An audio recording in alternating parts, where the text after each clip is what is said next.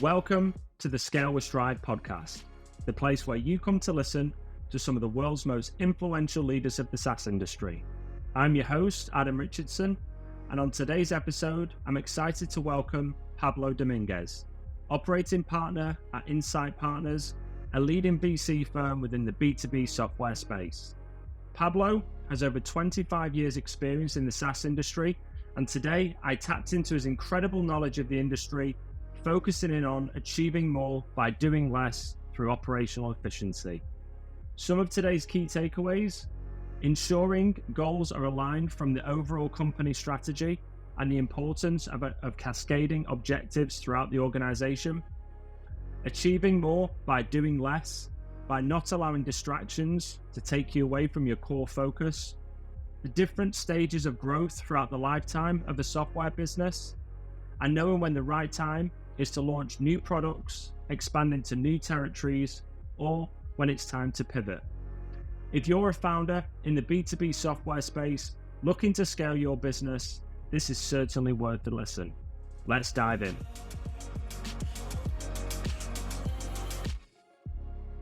Pablo, so thanks a lot for making the time to meet with me today. I've really been looking forward to today. So yeah, really appreciate you giving up your time.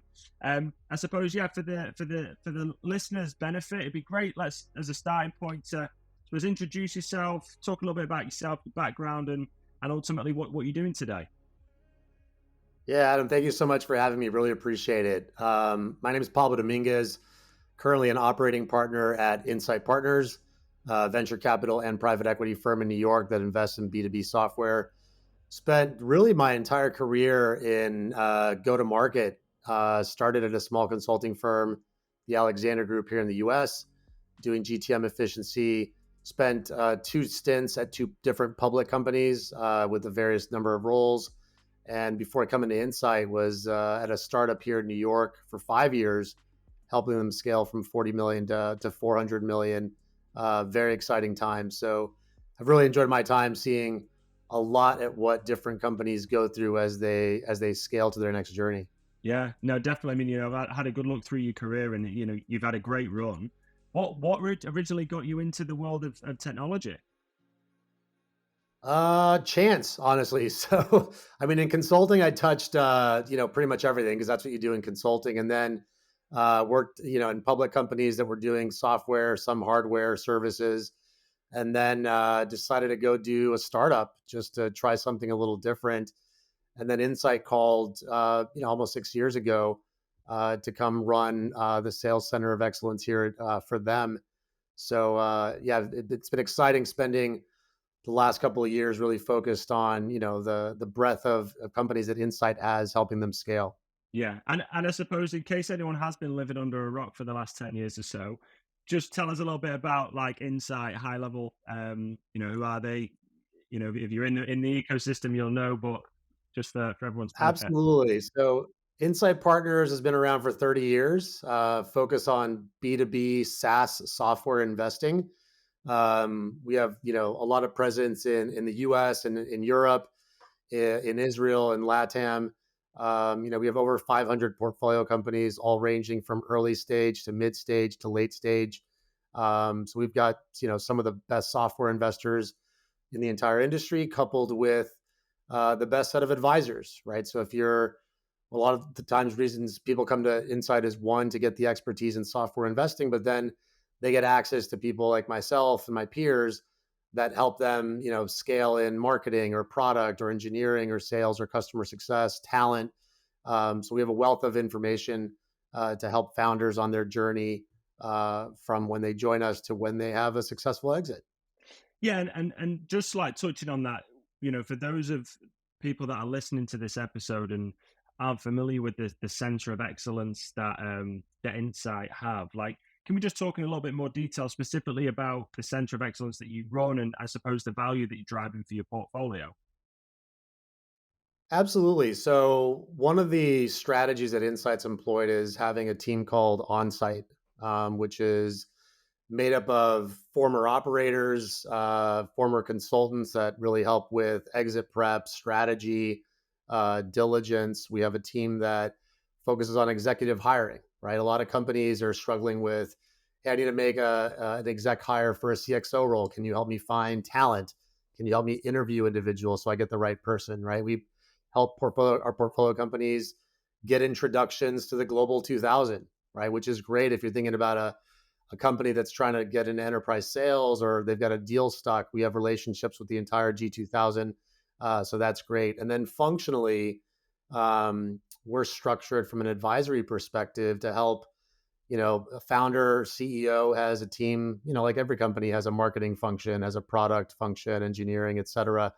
And so we have experts that, as you're looking to go into a new market or roll out a new product or rebuild your brand, we have individuals that work with CEOs and their teams to achieve those goals as they scale. So we do a lot of that in-house. We always also leverage external partners, but it's our on-site brand is something that we're very proud of, that we've had for over 15 years, that really differentiates us in the market. Yeah, and then I know, like, selfishly speaking from firsthand, where you've actually been involved in hiring processes that we've been driving for some of your portfolio, similar with Jeremy as well. So I know, like, it's not just hiring that you have a massive impact on, but I can speak firsthand for the positive impact that I've seen as an external partner, and how that's had in terms of attracting and hiring the best people for specific roles.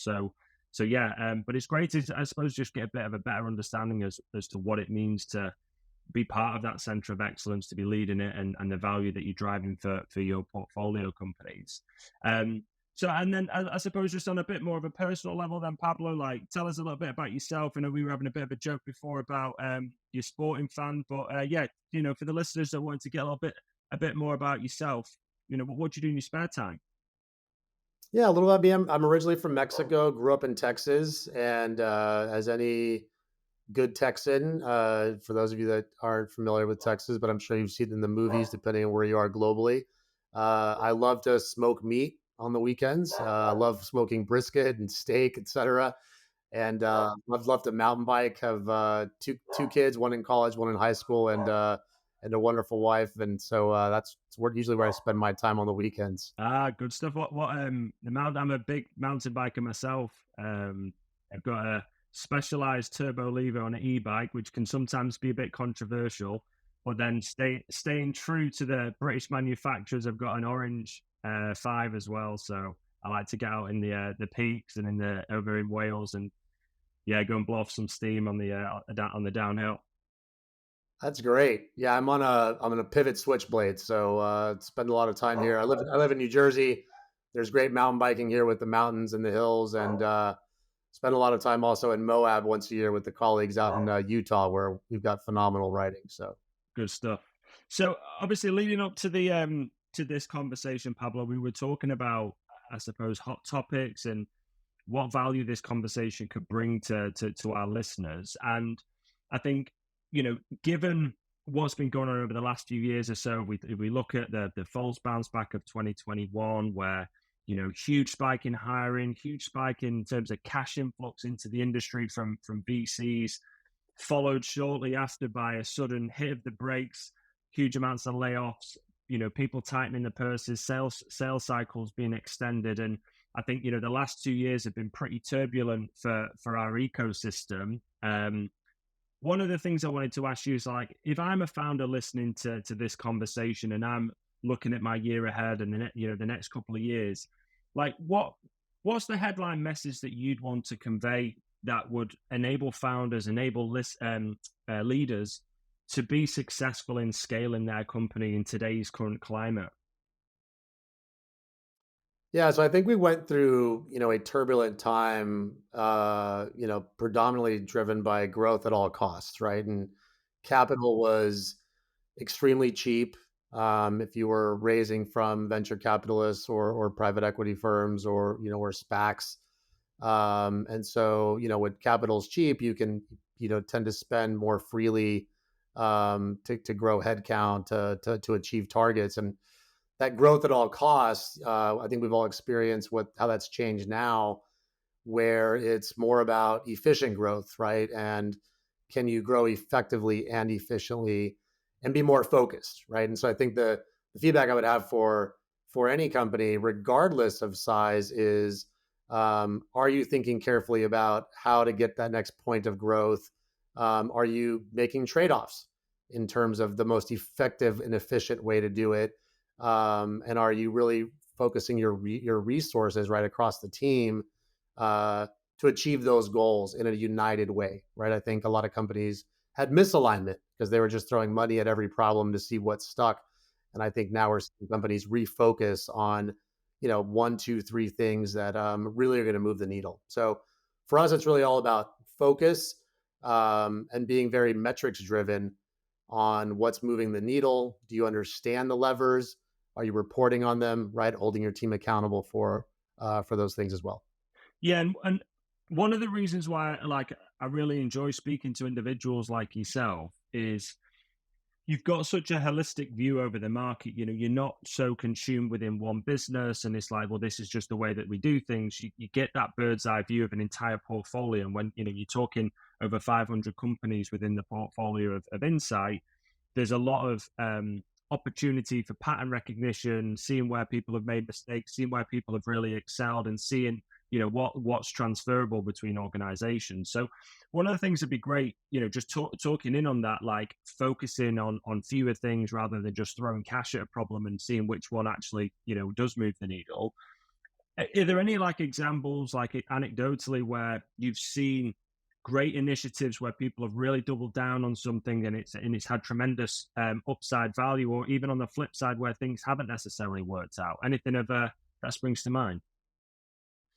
Yeah, and there's a common phrase going around, right? Like let's do less with more, right? Sort of we've gone from growth at all costs to do less with more, which is fine, right? But resources are finite and time is finite, so that's sort of a fallacy if you really break it down, right, and think about it.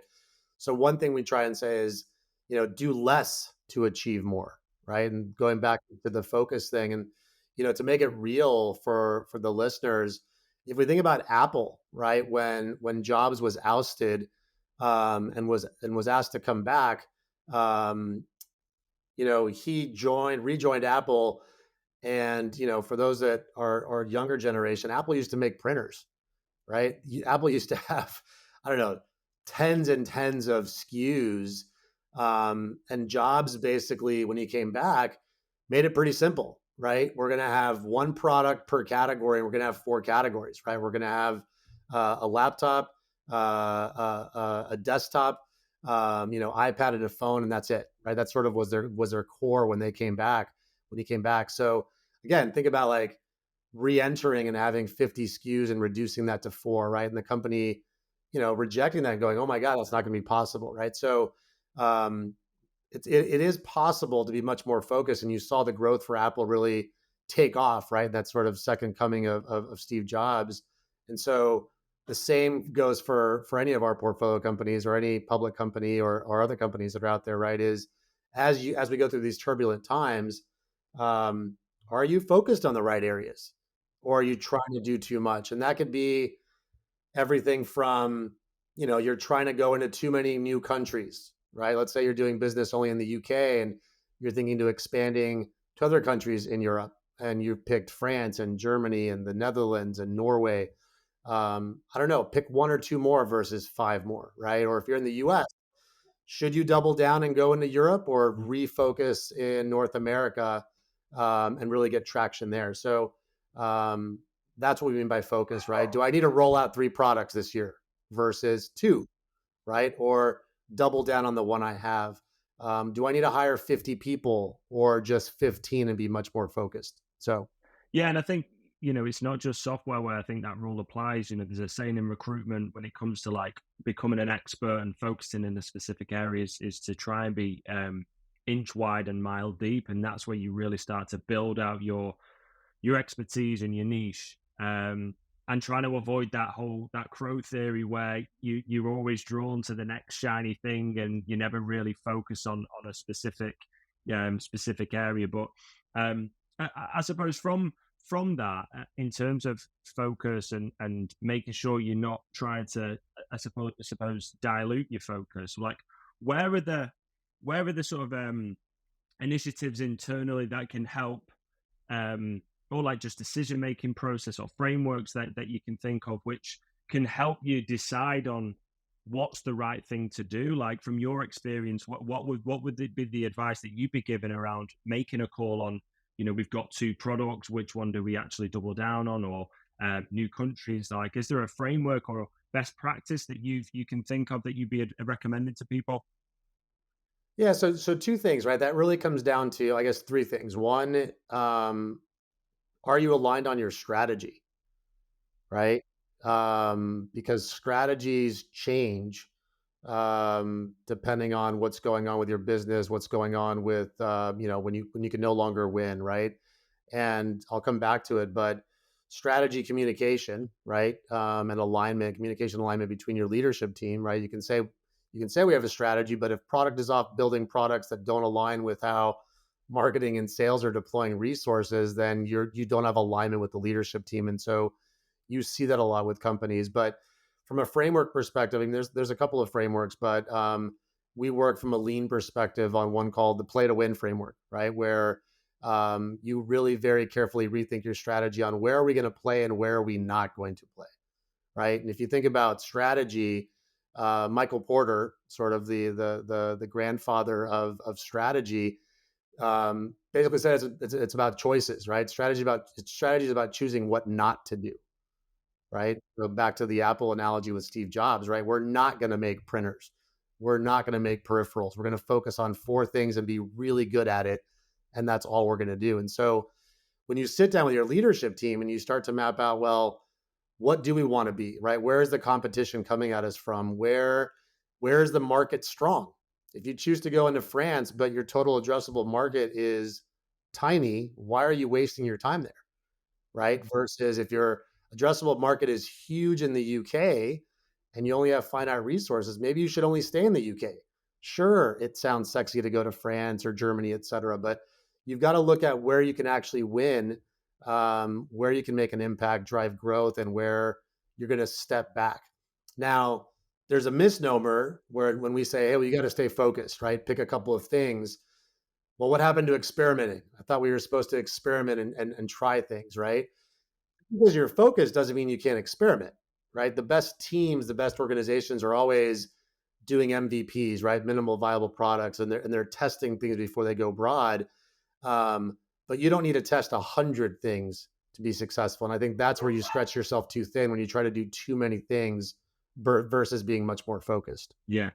And you mentioned there about like alignment across the senior leadership teams. If you think about like that whole cross-functional alignment from the different sort of parts of the organization, what are like what are some of the best practices that you've seen, and like positive impacts that's had from your experience? Because if I look at, you know one part of the leadership team might think expanding into a new territory is a great idea from a market opportunity, but the product team might be thinking, well, hang on a minute, our product doesn't necessarily fit with that market. It might be regulatory requirements, it could be anything. How, you know, what would be the advice that you'd be giving to people around making those decisions and avoiding the common mistakes that you've probably seen throughout your career, and particularly through having that holistic view of such a large portfolio?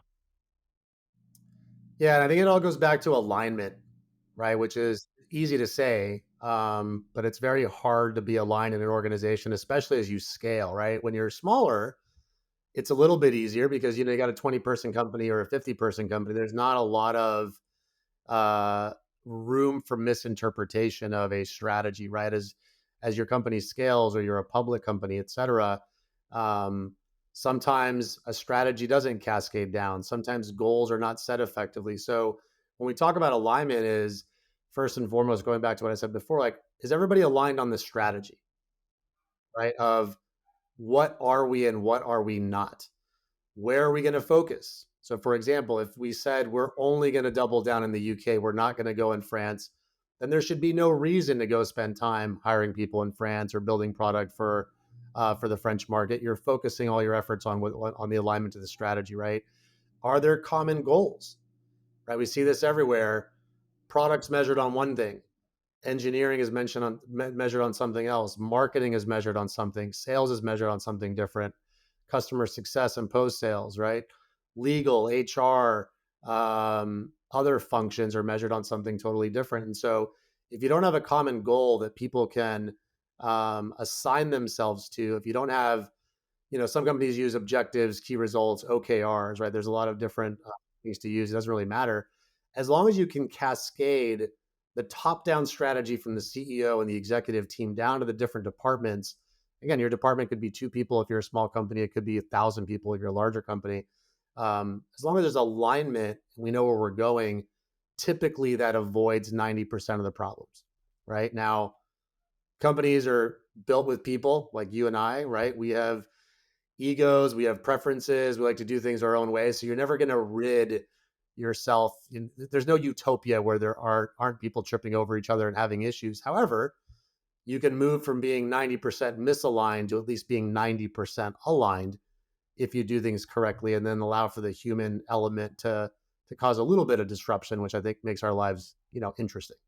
Yeah, and I think we actually implemented OKRs into our business last year. We've always had like quite clear targets from a revenue perspective and individual contributor and targets, but that overall like business objective and then cascading that down so that to create that sort of alignment and also sense of ownership, and it had like a real significant impact. And I think the strategy itself and targets cascading down, but then I suppose what about going upwards from a vision perspective? Because you talk about the strategy and common goals and metrics, which sort of give you a bit of a steer on like leading indicators. But what about from like an alignment from a vision?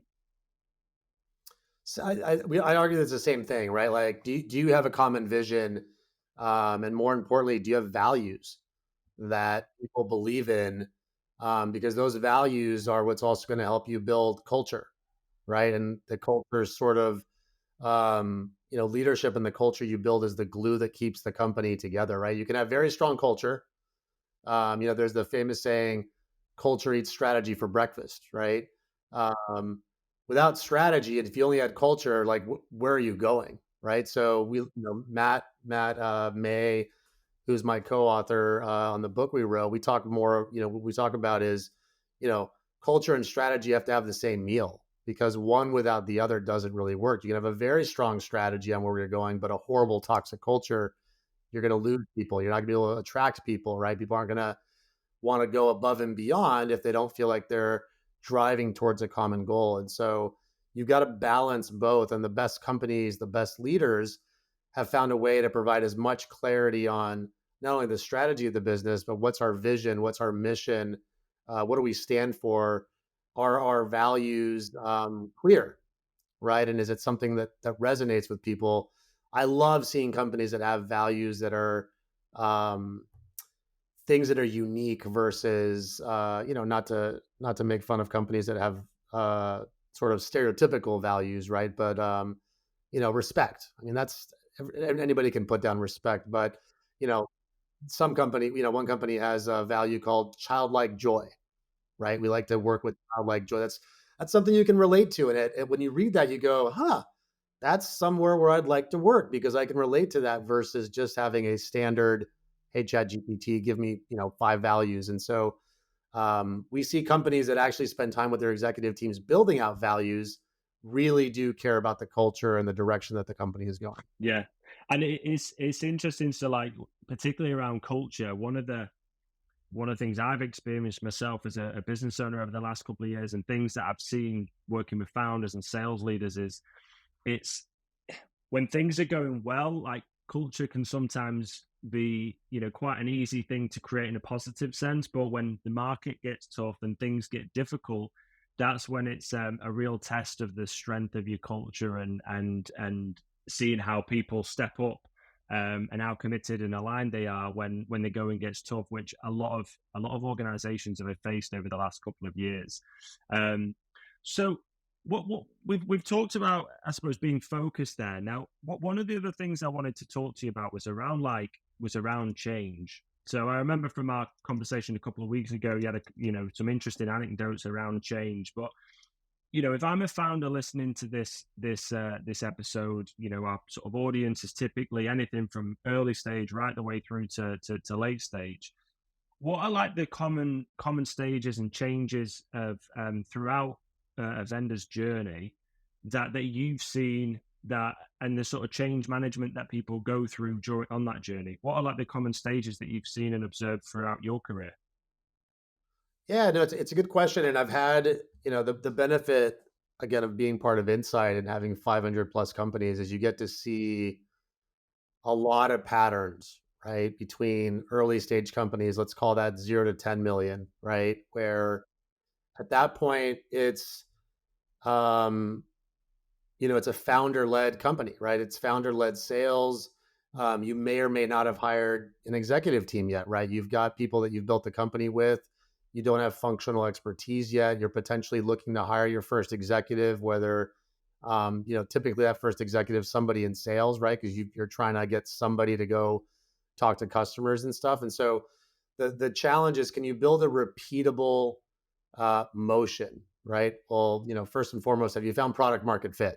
I'm jumping ahead if you had product market fit, right? So is your product something that is, generating demand in the market, right? And typically, if you have product market fit, if you're getting too many leads and you don't have people to deal with the leads, right? People are raising their hand to buy your product. So assuming once you have product market fit, you're really then trying to find go to market fit, right? How am I going to get leads? Do I have the right demand generation engine with marketing? Does my messaging resonate in the market? Am I differentiated, right? Do I hire a sales leader? Do I hire reps? How do I get the message out of the founder, right? Because founders invented the product. They're the best salespeople that you'll always have in a company because they know exactly the value. And so the question is, how do you extract that out of the founder to the rest of the company so that they can go scale, right? And that's sort of the journey from 0 to 10 is getting the right people on board, moving out of founder-led sales to more of a repeatable process, making sure your product market fit starts to transition to go-to-market fit. And then as you get to 10 million and you start to scale to 100, right? You're potentially, maybe you're starting to roll out a new product somewhere between 10 and 100, right? You get to 50 million. Now you have a second product. You are potentially going, let's say you started mid-market SMB, right? Small, medium business. You're thinking about, okay, now I can sell into the enterprise, or maybe you've been dabbling in enterprise. Is my product ready? Do I have the right people to go into enterprise? Do I go into a new market? Maybe I started in Europe or the US or Israel or APAC or LATAM, and you're like, okay, let me now go into a new market, right? So it's a lot of growing up. It's probably one of the most difficult stages after you get out of 10. It's like the teenage years, right? There's a lot going on. The people that got you to 20 or 30 are probably not the same people that are going to get you to 100. So you're changing leaders, and that's difficult. And you've got also people in your organization that now the org has gotten too big. I don't like the process. I don't like the structure. I like being in charge. And I liked it when it was just all of us in one room making decisions, right? And I could write whatever code I wanted. Now there's a code freeze and all these regulations. And so you also lose, the worker bees that were doing a lot of great work that want to do more startup-y. And so the organization goes through this turmoil of getting new blood in that can help you grow, and exiting some of that other blood that wants to stay maybe downstream. So it's difficult. You're also trying to find out, now you've got more customers, so you've got more expansion revenue. Before it was all new. Let me just land a customer. Let me land a customer. Now your customers are renewing. You can't afford for them to churn, right? You're trying to sell them new product and buy more of the existing product. So a lot of changes, and the org has gotten bigger for the founder, right? Now I'm managing 50 people, 100 people, 300 people. I had to hire somebody in HR, right? Like now I've got people problems. Uh, so there's a lot to handle. And then once you start scaling past 100, that's sort of the maturity stage. Not that you still don't have those issues, but you're looking at M&A transactions. You're getting closer to potentially thinking about an exit, right? Whether it's in a year or two or three. And now you've got very seasoned executives that you've brought in, and maybe you're resegmenting your organization to be regional or functional. And so different layers of complexity have been built up. And all through that phase, by the way, like the the difficult thing, and this is really on product and eng and internal IT, is there's a lot of technical debt that gets built up, right, from stage to stage that you end up living with, and you wonder why some public companies, have to move so slowly because they've got all this technical debt. So a lot of different challenges, and so when we talk about focus, right, it's hard to focus at each of those stages to figure out exactly what you should do. But hopefully that gives you a little bit of sense of the variability by stage. Yeah, and like one of the things I want to zone in on there was particularly about your comment around like new products. So this is something we spoke about briefly last time we spoke, was around the importance of aligning your go to market to your product development teams. So whether that's moving horizontally into new markets and internationally, or whether that's like moving up the value chain from an SMB mid market product to an enterprise product. Talk me through some of the like most important lessons that you've learned or successes that you've seen, and I suppose the importance of alignment between the go-to-market function and product development.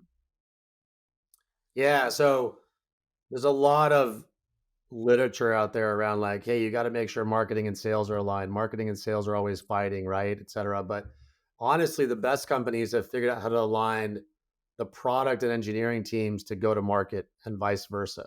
And the companies that we see struggle are where products out, inventing new things and building things with engineering without really a close alignment with the downstream teams, the go to market teams, and vice versa, right? Where go to markets out, pitching stuff that product did not build, right? Or come up with. And so there's got to be a feedback loop where product and eng very clearly communicate to marketing, to sales, to customer success, right? The post sales teams. Here's what we're building. Be prepared. Here's the training to make sure you understand the value prop, right? Here's how to talk about it. That's why product marketing is very important there as well, right? How do I talk about this in the market? How do I handle objections when my customer or prospect says, well, hey, somebody else is doing this. I don't think you guys do the same thing. I've got to be prepared for that, right? So there's that tie-in up front. But more importantly, the people closest to the customer, because they're talking to them every day, right, are the sales and post-sales people, right? The customer support people that are also getting tickets from customers requesting, I've got an issue with the product, or, hey, this is working really well. Can you add this feature? And so the teams that are phenomenal have a feedback loop where they're collecting information from sales engineers as they do demos to say, hey, this worked really well, or this isn't resonating. People don't see value in this. And let's connect the dots with, upstream product and eng. Now, it doesn't mean that marketing, sales, and customer success are right. It just means that you're providing more feedback so you can make an informed decision on what the next release should be. What bugs are we going to focus on? Where do you want your customer support team focused, right? As you're seeing all these tickets, if you're seeing issues, is it a product issue? Is it you oversell it? Typically, most things end up being a product issue, right? The product's not doing something, or sales overcommitted it to do something that it actually doesn't do. And so that's why you have to have that close alignment between all the teams to make sure that you're building the right things, fixing the right things at the right time, and that your go-to-market teams are positioning the product effectively in the market. Yeah, and what about like when to pivot? Like, there's times where bringing the right product to market is one thing, but also like timing is also key. And sometimes if your timing's off, like it can be a flop. What about like knowing when to pivot? Like if the product just isn't landing and you have to completely course correct. Yeah, that's where like one thing I would recommend for companies is whether you do a monthly business review or a quarterly business review with your executive team, you use those QBRs and MBRs internally, because I know a lot of companies do those with their customers, right? But internally, that's when you're getting that alignment, when you're reviewing the metrics of, hey, we rolled out this additional product, we're not seeing traction, why not? Right? A lot of companies go, well, let's change the comp plan and just pay reps more for it. Well, you can pay me 3x, but if the customers aren't buying, then something else is wrong. Our messaging is wrong, maybe competition, or maybe the product isn't doing what it is. So those alignment meetings are super critical. And on the point of rolling out a new product, one thing I've seen, once you get product market fit with one product, let's say you get to 50 million with one single product, right? Or 10 or 20, and you claim success. There's this fallacy that, hey, when I roll out my second product, people understand me, they know my company, they know my brand. The next product is just going to take off. I mean, it has, right? No, you don't have product market fit on your second product. You have product market fit on your first product. You have a brand and people know you exist, so that helps, but you still have to make sure you have product market fit. And so those alignment meetings are critical to figure out, like, do we have traction? If not, why not? Right. And really getting to the root cause of what is causing it, to be laser focused on how to fix it. And fixing it, to your point, might be maybe we just don't do this, right? Tough choice, but we rolled something out, it's not working, or the competition beat us to it, or customers aren't seeing value, or the cost to fix it is so great, we should go back and repivot to product one or product three versus focusing on product two. Yeah. No, it's great to hear, obviously, from your experience of how, yeah, I suppose the importance of product and sales and the alignment there between the two, because as a software buyer myself, I'm always going to our customer success, our account managers, wanting new features added or asking if it can do X, Y, and Z. And it's, I suppose, also knowing about where the areas that what customers you should be paying attention to, which new features you roll out, when the timing's right to focus on those kind of new releases, and when to completely pivot. So that's like a great sort of area to finish on from a go-to-market and a product alignment. A big part of, I suppose, the journey that a lot of founders go on and businesses are going on is that change from a go-to-market perspective. So within like what you've seen from a change management within a go-to-market, what are some of the key success stories or like key stages of your go-to-market and how that needs to evolve as your business evolves? Yeah, so there's a couple of things to keep in mind, right? There's product-led growth, right? Which a lot of companies potentially start with. Some do, some don't. What that means is your product is basically selling itself. I'm oversimplifying it because nothing sells itself, right? There has to be some sort of marketing done online so people know it's there, right?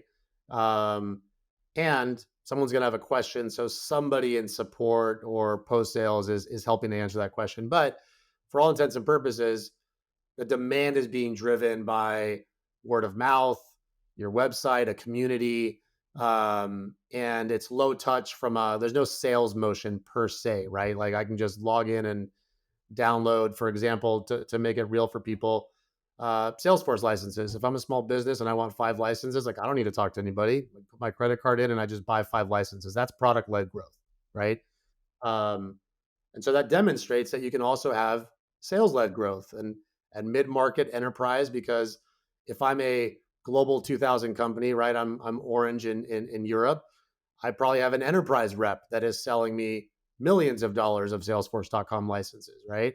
I don't have the PLG motion. So Salesforce has the breadth of being able to touch the very small customers that don't need to talk to anybody to the largest customers. And so figuring out, are you starting out with product-led? Are you starting out with sales-led? A mix of both, right, is super critical from a GTM perspective.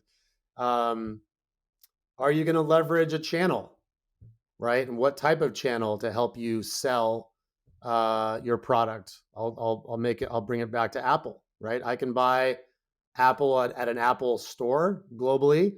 I could also buy an Apple product at multiple retail stores that are brick and mortar. I could also buy it on Amazon, right? So I have different channels that Apple has provided that they work with, that I get access, and I can choose as the consumer the best way to do that. So as you scale your company, depending on if your product could be sold by a channel, and a channel could be, an Accenture, a Deloitte, it could be a different systems integrator, it could be a VAR. It just depends. That gives you broader reach, right? Especially as you think about expanding into certain regions, you might need to leverage channel partners. So for example, if you're going into Japan, you don't go into Japan cold turkey. And cold turkey is an American term, so apologies if cold turkey does not translate to the global audience.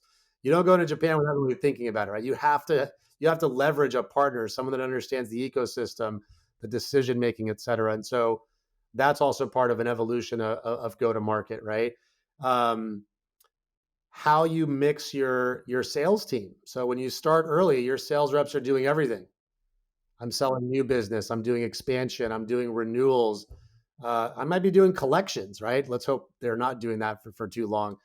And that maturity changes over time. Now when you start growing up and you pass 10 million, maybe now you have a rep doing only net new and a rep doing cross sell and upsell.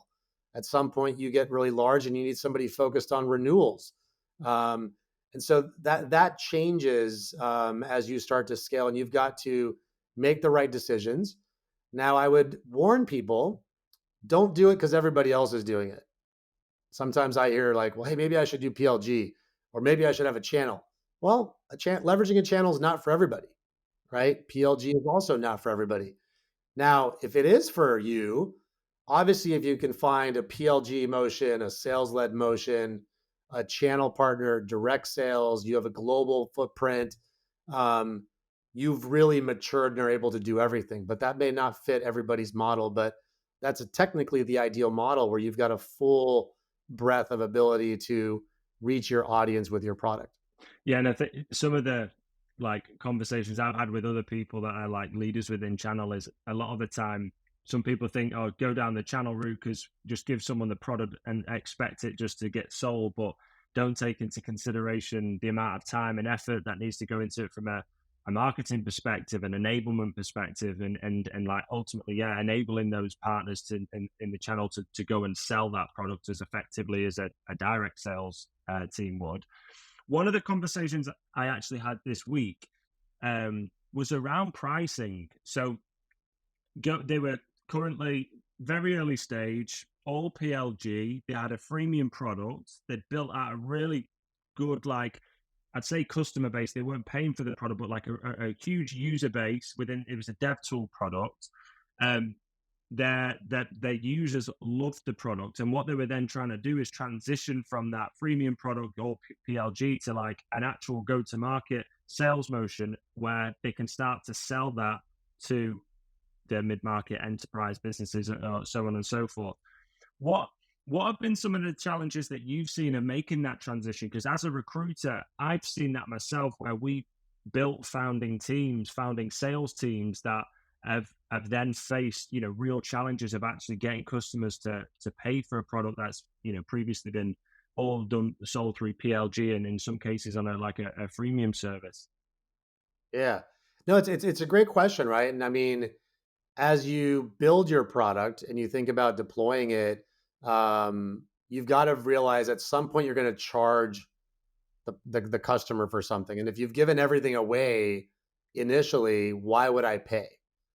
Right. And so part of your strategy has to be, okay, as I build out my product and the functionality, I'm holding back certain features to say, okay, you might be using these dev tools, et cetera, but if you want an enterprise license to connect your organization, or if you want to have access to additional features, okay, you've got to upgrade to an additional license, right? So you're sort of gating functionality so that people see the value in paying more. And if you don't do that, I, as a consumer, feel like I am getting the short end of the stick, if you will, right? And so have to have some sort of strategy on your pricing.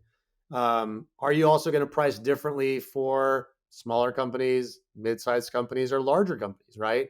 Is there enough differentiation for a larger company to say, okay, I'm willing to pay $100 per user per month, right? Versus $10 per user per month for a smaller company. Like, what am I really getting? Right. I think you can look at some of the larger companies that make it very clear what you get with an enterprise solution versus a mid-market solution versus the PLG solution, right? Typically the freemium solutions don't get you a lot of accessibility and power. And so that's where pricing really comes in. And then um, going back to like the value you provide, right? If you are in a market where you have a lot of competitors, it's very easy to fall into this trap of, well, my competition just dropped their prices 10%, or I'm in a deal and they're offering 30% off list. Should I also, discount? I don't know. Is your product commoditized, right? Or, what are your margins? You got to think through some of those elements. And are you willing to give away points of margin if you're selling that your product is unique and you add a lot of value, right? Because The best companies walk away from deals and say, you know what, you're probably better off with that other vendor that's selling you something, but we believe our product is worth what we're positioning it, even at whatever discount you gave. And believe it or not, that might sway some certain customers to go, oh, well, maybe I'm missing out, right? Like maybe I do want to pay the premium. And we all know the brands, right? Like a Mercedes costs what it does because it's quality, right? A Rolex costs what it costs because of the quality. So just keep that in mind when you're thinking about how you price and also how you discount when your sales teams are out there with the competition. Yeah, and I think talking into like pricing, and I suppose it feeds it quite nicely into, from a comp perspective. One of the things that I've seen in the market, and is sometimes music to my ears, is when a vendor makes a big significant change to comp plans, and you get a lot of disgruntled salespeople. And for me, that's like easy pickings from a talent perspective. But like from a change management perspective, like what are some of the best practices and best ways that organizations you've seen when it comes to making those kind of changes, particularly when you've got a lot of money hungry salespeople that are driven by that comp plan? Yeah, so I love this question because I started my career designing sales comp plans, and it's something that I, don't do as much as I used to, but I still love. It's such an important lever. And back to strategy, right? If your sales comp plan is not aligned to your strategy, then you're not really doing the right things, right? Because if the company's heading towards, hey, we're going to grow this year with this new product, and I'm carrying one quota, and a euro's a euro, a dollar's a dollar, I'm going to sell whatever's easiest. Maybe it's the new product, maybe it's the other five products I have, right? And then you wonder, well, why did we miss our targets? Well, I don't know. I just sold whatever I thought I wanted. You didn't tell me to sell the new product, right? And so how you set quotas, how you incent people is super critical. To answer your question on change management, you do not want to piss off the salespeople, right? Because you don't want to lose your best people. And so, two best practices: one, before you're going to roll out a comp plan, talk to some of the best reps or the leaders that you trust to get their perspective on, hey, we're pivoting as a strategy. Here's what we're thinking about doing. Let them react to it, right? And again, no one loves a comp plan change. Comp plans never get better. They're always changing to meet the board's objectives and the company's objectives, and you want to make sure reps get rewarded for their best practice. But typically, a change is received with, "You're going to take something away from me," right? And so, if you're designing the comp plan, if you're taking away something, make sure you give it away somewhere else. Over reward for over performance. I think there's this hesitancy to like just pay more for over 120%. Who cares? Right? Those are people that are like killing it. So talk to people, get their feedback so that way you can handle objections when you roll it out. Or those reps and leaders might have feedback on how to position the change, right? They might have suggestions on like, okay, to overcome some of this, what if we did a contest between the first half of the year and the second half to bridge some of the gap, right? And so there's different ways to do it effectively, but you don't want mutiny on your hands, because those are the people that are driving revenue for you at the end of the day. Yeah, you want to keep your soldiers fed, so to speak. But yeah, I think definitely echo that point around, you know, aligning it to strategy and rewarding the right behaviors, but also like having a comp plan that's designed to reward the right people. We changed our comp plan a couple of years ago because it was ultimately rewarding the wrong sort of percentage of our salespeople, and not rewarding the kind of people that we really wanted it to. So, but again, yeah, getting people involved in that decision making to understand and do a bit of a litmus test before you pull the plaster off, and it's like too far gone to go back on it. Um, Yeah. And by the way, real quick, the best advice I can give everybody that's listening is the comp plan is not a substitute for poor management, right? I've seen too many companies where I look at the comp plan and I'm like, why are there 8 measures in the compensation plan? Well, because marketing wanted to make sure that reps were qualifying leads effectively, and finance wanted gross margin in there because gross margin is important, and HR wanted, I don't know, NPS or employee satisfaction. And you go, well, that doesn't align to the strategy. Those are things you can hold people accountable for differently, right? The comp plan should reward me and be super simple to drive revenue and profitability, and that's it, right? And so don't throw things in there to check the box on, if everything's important, nothing's important, right? And then you dilute the plan. And as a rep, I'm like, well, what am I supposed to focus on? Like, there's 20 things in here. So keep it simple and don't manage people through the comp plan. Yeah, no, that makes sense. And then I suppose from like we talked briefly before about like expanding into new markets and new territories. Like how, from your experience again, like what have been some of the success stories around territory planning in terms of like verticals, locations, moving up the value chain from a SMB into mid market or enterprise? Like what advice would you be giving to founders who are currently looking at, should we make the horizontal move into new territories, or should we be moving up the food chain? What's your 2 cents on that?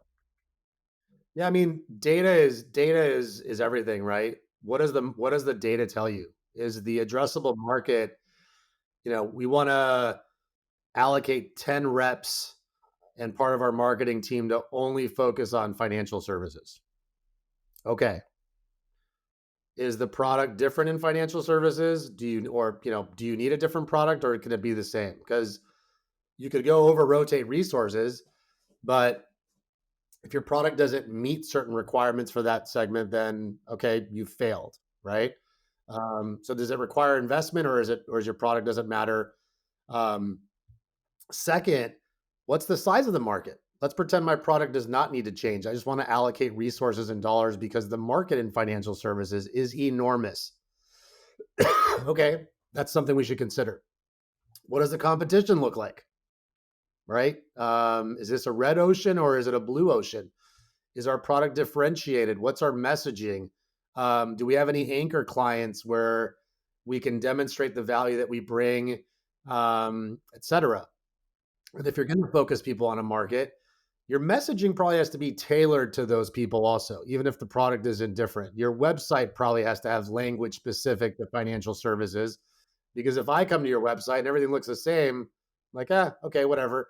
And your competitor has something specifically for me, right? They've got use cases, they've got examples. And but it ultimately starts with, is the market large enough to go after? Can you see yourself growing in there? Who are the incumbents? Are you taking share? Is there enough share to be taken, or not? Right. So think about Apple, right? I'll stay on Apple because it's so common, right? When they introduced a phone, how many phone makers were there? Like tons, right? But they saw an opportunity to bring something new to market and look at the market share that they were able to capture. Right now, that doesn't work for everybody. Microsoft also tried to roll out a phone, failed miserably, right? For a whole host of different reasons. So you've got to have a very sound strategy on if you're going to go into a vertical. You talked about going into a different country, same thing, right? If I go into France, are there language requirements? Do I have to change my entire product to French, or is it okay if it's in a different local language, right? How hard is it to go into France? Are there cultural norms that I need to take into account? Do I need to hire people locally, or can they work out of the UK? Right? That might influence you. Is the French market growing at the same rate as, let's say, if we invested going into the Netherlands, maybe? Sure, France is 10 times larger, but maybe the opportunity to grow more quickly is in the Netherlands first. So the economic and the market data will guide you as to whether you should place certain bets there or not. Yeah. No, it